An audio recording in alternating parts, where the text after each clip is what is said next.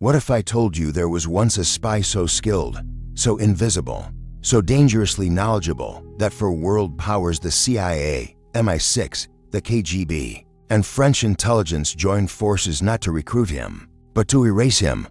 What if I told you this man walked through borders without identity, served no flag, left no footprint, and carried secrets capable of collapsing governments? And what if the last recorded sighting of him was in a train station in 1957, where he boarded a train he never reached, and then vanished so completely that even the agencies hunting him deleted their own reports? This is not fiction. The case of Elias Crow, the spy who knew too much and disappeared forever.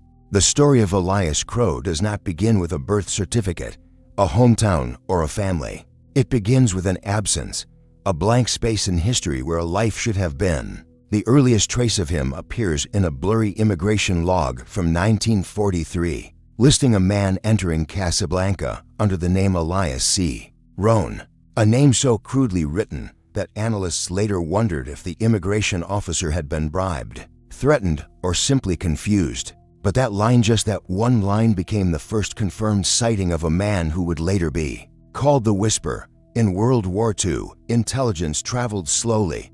Codes were cracked by hand. Information leaked through frightened civilians, captured soldiers, or intercepted letters. Yet somewhere within occupied Europe, Allied command began receiving messages so precise, so unbelievably accurate, that military strategists questioned whether the Germans had been compromised at the highest levels. The messages identified exact troop movements, hidden ammunition depots, encrypted German communications, and even the real names of Nazi officers traveling under forged IDs, all unsigned, all untraceable, all arriving from different regions within days, something impossible under wartime travel restrictions. British intelligence grew nervous. MI6 finally assigned these anonymous reports a code name. The Whisper, whoever he was, predicted ambushes before they happened. He warned about mines laid on retreat routes. He even identified a German double agent embedded deep inside French resistance, a mole discovered exactly where the mysterious letter claimed he would be. There was one strange pattern. Every letter was written in flawless English, but with inconsistencies, spelling shifting between American and British forms, as if the writers slipped between accents or identities without realizing it. When the war ended, Allied command tried to find this nameless savior. They questioned prisoners, examined postal routes, interrogated resistant fighters. Many had heard rumors, whispers of a ghost-like man, multilingual, mercilessly calm, moving across borders with forged papers that looked more authentic than the originals. Some said he was American. Others swore he was Eastern European. A few believed he wasn't working for any country at all. Then, in 1949, a man named Elias Crow appeared in Tangier, a chaotic city filled with spies, assassins, smugglers, and defectors. His papers were clean, too clean. His background was vague, too vague. Yet his behavior was unmistakable. He memorized faces instantly, observed rooms like a predator, and paid for everything in untraceable cash. From Tangier, he drifted across continents: Beirut, Berlin, Manila, Lisbon, always leaving behind a trail of stolen documents, intercepted intelligence, and unexplained disappearances. Who was he working for? Nobody knows, but everyone agrees on one thing. Elias Crow was not just a spy. He was a man who was never supposed to exist.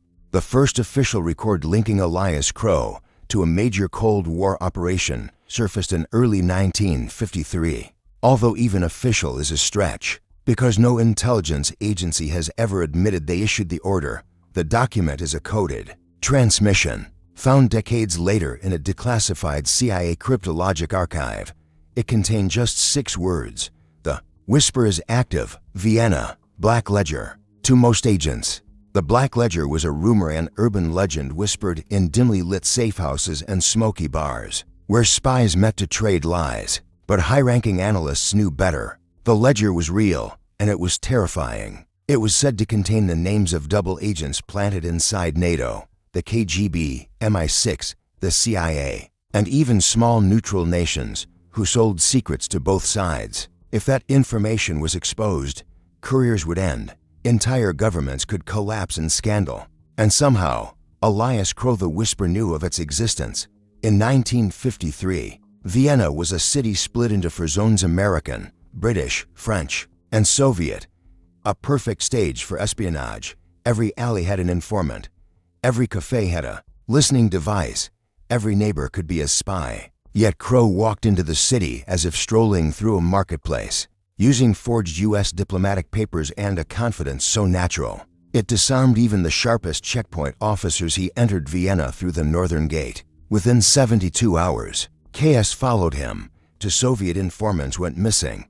A French intelligence safe house was burned down without a trace of forced entry. An MI6 handler was discovered dead, poisoned by a compound so rare that only 2 laboratories in the world could produce it. Every agency blamed the other. Every agency secretly suspected the same man. But if Elias was there to steal the Black Ledger, why did he leave so many clues behind? He was never sloppy, never careless. His movements were precise, almost mathematical. Analysts later theorized he wasn't trying to steal the ledger at all. He was forcing the intelligence community to reveal who truly possessed it. By creating chaos in every direction, he flushed the real owner out, and he found it. But what happened next is where official history collapses into whispers. Declassified documents show an empty vault in a Soviet-controlled building, not stolen, copied. The ledger was left behind.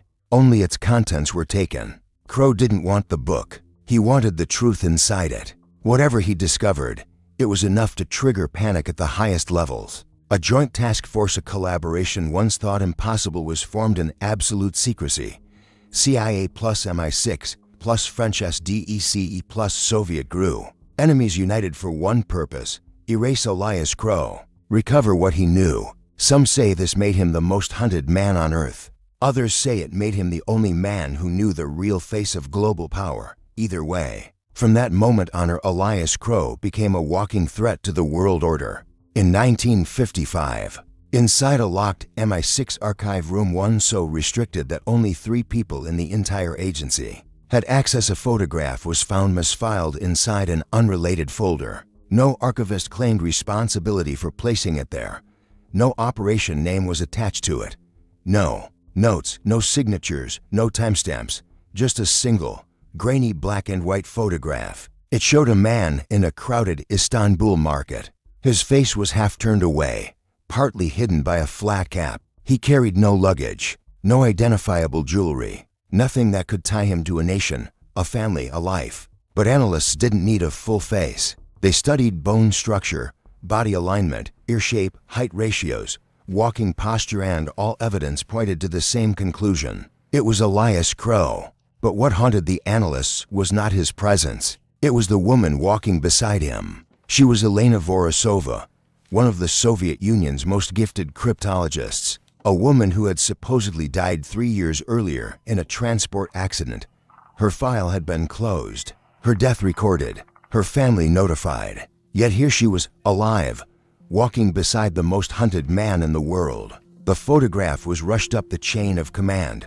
MI6 panicked. The CIA demanded a copy. The KGB denied everything publicly but internally launched an immediate manhunt. Because if Elena had defected, she carried knowledge that could dismantle Soviet intelligence capabilities. How did Elias find her, or did she find him? Were they partners, prisoner and captor, co-conspirators, lovers? No one knew. But one thing was clear: Elias Crow wasn't running anymore. He was moving with purpose. The pair's path became clearer over the next 48 hours, thanks to scattered sightings collected years later. Through witness accounts, the Istanbul market seller who remembered a quiet man with predator eyes, a rickshaw driver who recalled a woman whispering urgently in Russian, a border officer who swore he saw the man pass through without being checked. Like the guards were blind, their next destination shocked every intelligence agency: Beirut. In the mid-1950s, Beirut was the crown jewel of espionage, a city overflowing with diplomats, spies, defectors, arms dealers, and shadow brokers. Every major intelligence service had safe houses there. Every government had assets there. And yet, Elias walked straight into this storm. Some believe he did it because he wanted to negotiate. Others think he had information so explosive he could trade it for a new identity. But one handwritten note found in a shredded CIA field folder decades later suggests something more terrifying. He knows about the program.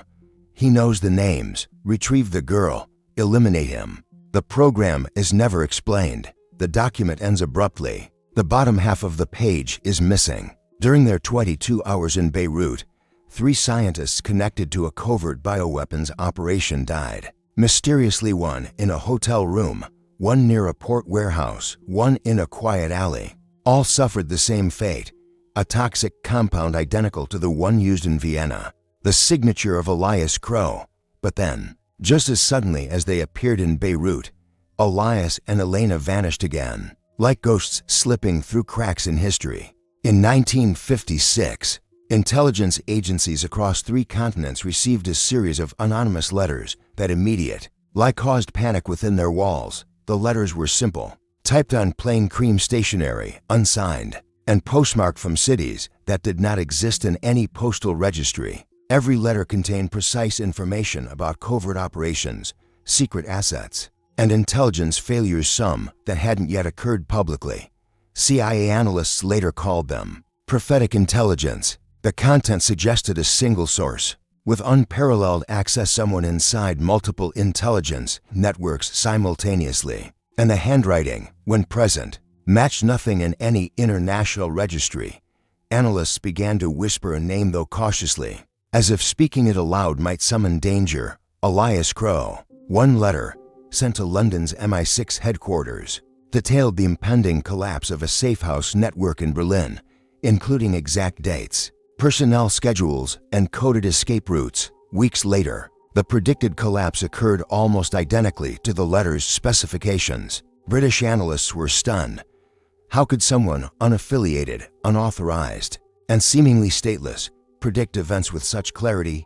Another letter, sent to Washington, listed the locations of hidden Soviet surveillance devices in Paris, Berlin, and Istanbul. The equipment was real. When agents rushed to dismantle it, they found traces of someone who had moved silently, leaving no fingerprints, no DNA, nothing except small, deliberately placed warnings. The handwriting on these letters, tiny, perfect, almost mechanical, was meticulous, with careful spacing that suggested extraordinary patience and obsession. The letters weren't just warnings, they were messages, taunts, almost. Each concluded with a line that chilled every officer who read it. I see everything. I know everything. And soon, you will know me too.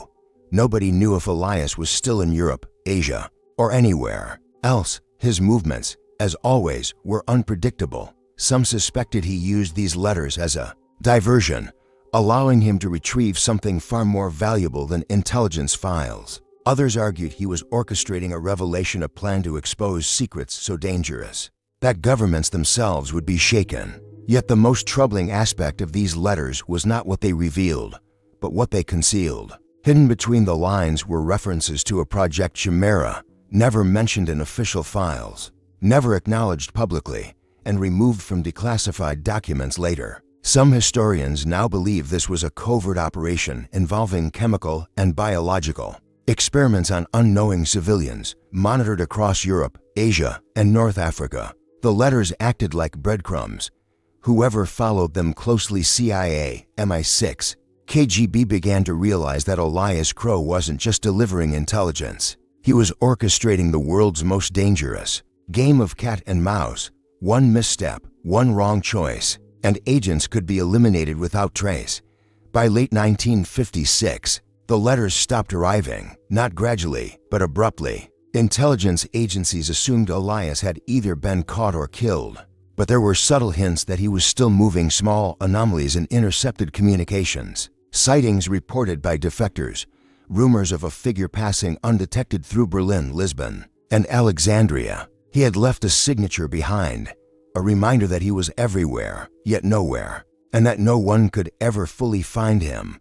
Elias Crow had turned letters into weapons, information into a trail of psychological terror, and the intelligence world into a stage for his invisible performance. The question that haunted agencies for decades remained unanswered. Was he a rogue agent seeking vengeance, or a guardian revealing truths that could topple nations?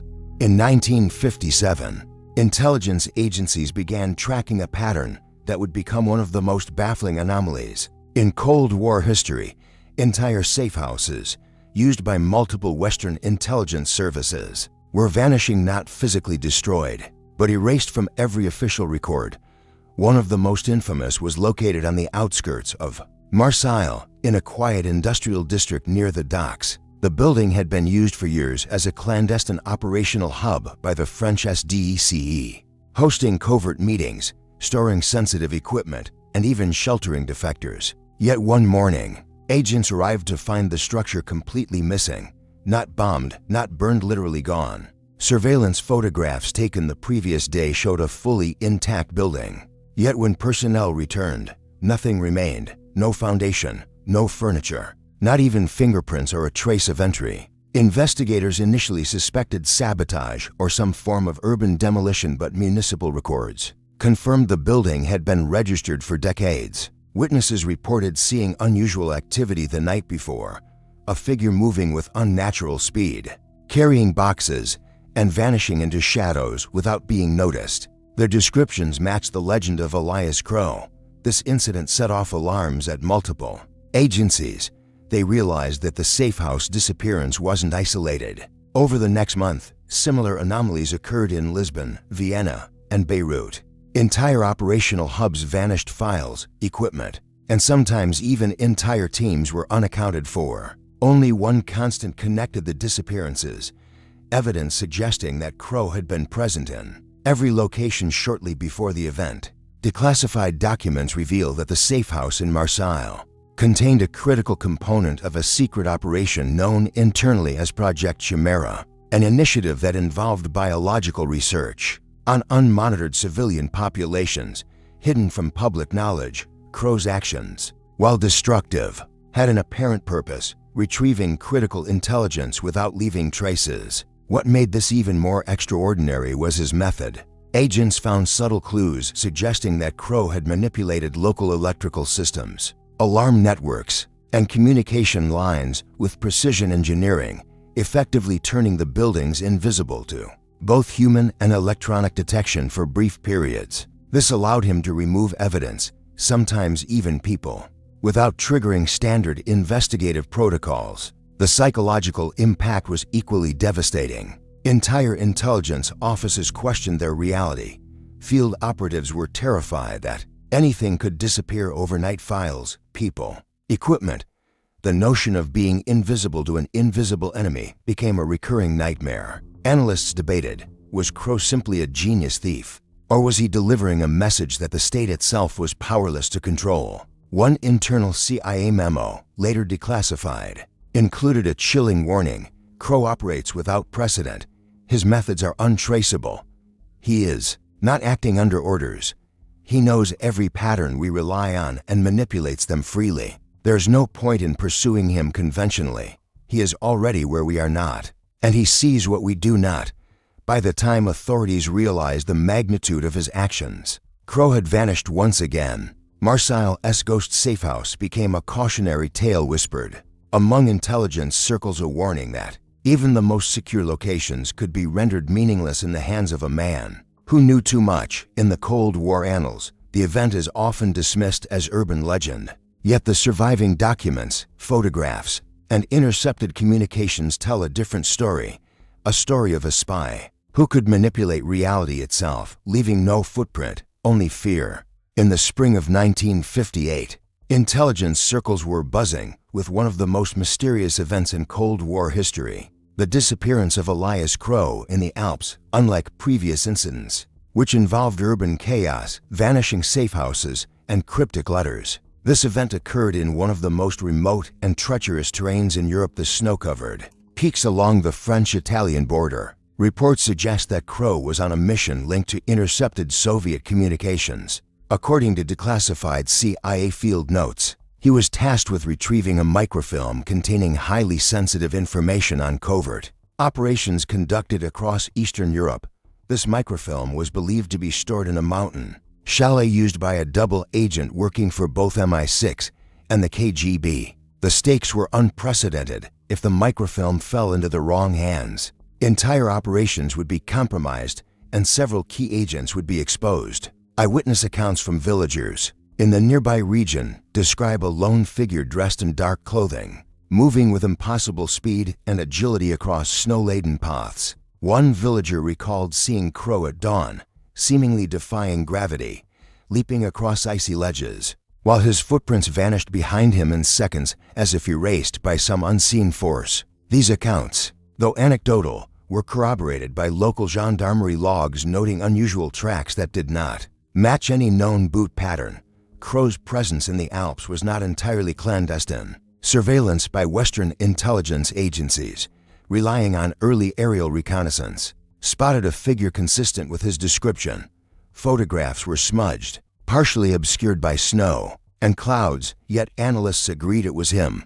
Days later, when a small Allied task force attempted to locate the microfilm and intercept Crow, the entire area appeared abandoned. The microfilm was gone, and Crow had vanished without leaving a single trace. Some historians speculate that Crow had prepared escape routes weeks in advance, utilizing caves, tunnels, and unregistered paths that even seasoned mountain guides claimed they did not know existed. Others suggest that the spy had access to local networks of smugglers and hunters, who facilitated his movement, ensuring that no pursuit could succeed. Every piece of evidence seemed carefully orchestrated to leave authorities baffled. But the most haunting part of this episode emerged from a decrypted Soviet message intercepted months later. The communique, partially redacted, indicated that Crow had uncovered not just military secrets, but details of a clandestine project involving surveillance on European civilian populations. The message contained a line that chilled analysts worldwide. "He sees everything. He knows everything. Neutralize him before the Alps become his grave." Remarkably, Crow was never neutralized. No body was found, no trace of struggle, no microfilm. He simply ceased to exist in that environment, leaving a vacuum that puzzled intelligence agencies for decades. The incident became a cautionary tale, a warning that a man who understands every pattern, anticipates every move, and moves faster than thought can outmaneuver even the most powerful organizations on Earth. By the end of the spring of 1958, Elias Crow had cemented his status as an almost mythical figure among spies. He was no longer just a threat, he was a ghost, a shadow moving across Europe and Asia, striking fear into the hearts of operatives who had dedicated their lives to tracking him. By late 1958, multiple intelligence agencies had nearly given up on capturing Elias Crow. He had evaded every surveillance network, every trap, every attempt at interception. Yet suddenly, a shocking event emerged from Vienna, the city that had seen more spies disappear than any other in Europe. Documents suggest that Crow voluntarily entered a safe house controlled by MI6. The catch? No records of his entry were ever filed, no surveillance cameras had captured him, and no agents present later admitted to seeing him. What happened inside that safe house remains a mystery, but fragments of declassified reports hint at one possibility. Crow was interrogated but not in the conventional sense. Unlike ordinary intelligence operations, there were no questions recorded, no notes, no audio tapes, no written testimonies. Instead, one internal memo simply stated, "Subject cooperative. Provides insight without questions asked. Extremely dangerous. Sources close to the operation." Later described Crow as possessing an almost supernatural ability to communicate information. According to these accounts, he would describe complex operations, reveal identities, and explain motives with such clarity that agents feared the implications. The information he offered confirmed suspicions across 3 intelligence organizations, the CIA, MI6, and SDECE. Crow had discovered not just double agents, but entire clandestine programs manipulating civilian populations, altering political outcomes, and experimenting with methods that violated international law. The most disturbing revelation allegedly shared by Crow involved a program codenamed Argus. Documents suggest Argus was a multi-layered surveillance operation, targeting both political dissidents and ordinary citizens. Crow explained, according to field notes, How high-ranking officials from multiple governments colluded secretly, manipulating information, controlling narratives, and silencing anyone who threatened exposure. Agents who attempted to summarize the knowledge he shared described it as overwhelming. Even decades later, analysts writing retrospective studies called it the most comprehensive single-source overview of Cold War covert operations ever documented. Yet Crow did not remain in the safe house. He left as mysteriously as he arrived. Accounts vary. Some say he walked out the front door unnoticed, blending with pedestrians. Others claim he disappeared through a hidden tunnel connecting the safe house to Vienna's sewer system, an exit known only to a handful of operatives. The result was the same. No one knew where he went, but the impact of what he revealed lingered. What's more, the intelligence agencies involved, despite having partial access to Crow's knowledge, began to experience internal chaos. Officers who had interacted with him reported paranoia, insomnia, and an acute awareness that nothing in their operations was safe from observation. Crow had achieved a psychological victory. He had conveyed maximum impact without leaving a trace. The interrogation that never happened solidified Crow's reputation. He was no longer just an evasive agent. He had become a legend.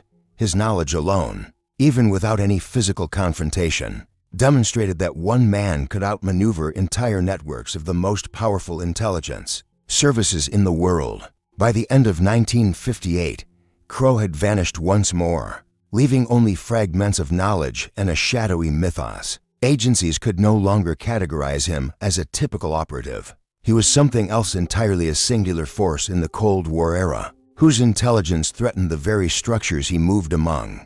By 1959, Elias Crow had become a phantom in intelligence records, a name whispered in secrecy, a cautionary tale for agents and officers who had once dared to pursue him. No sightings, no communications, no traceable documents. He had vanished completely, yet the consequences of his actions persisted, shaping the course of Cold War espionage in ways historians only partially understand. Crow's disappearance was not accidental. Evidence suggests it was deliberate, meticulously planned, and executed with the precision that had defined his entire career.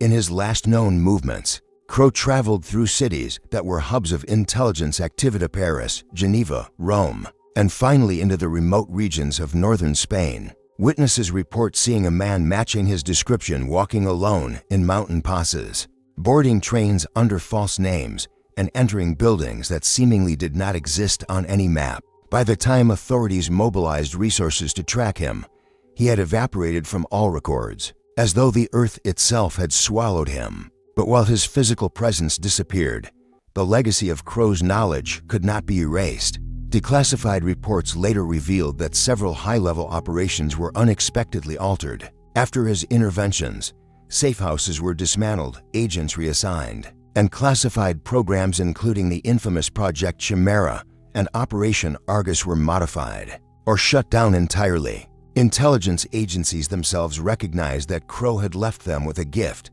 information that, if understood and acted upon correctly, could prevent catastrophic misuse of power. In the years that followed, Crow became a near-mythical figure among intelligence communities. New recruits were told stories of the man who knew too much, a spy who moved like a shadow, who understood patterns no human mind should grasp, and whose insights could dismantle governments without a single bullet fired.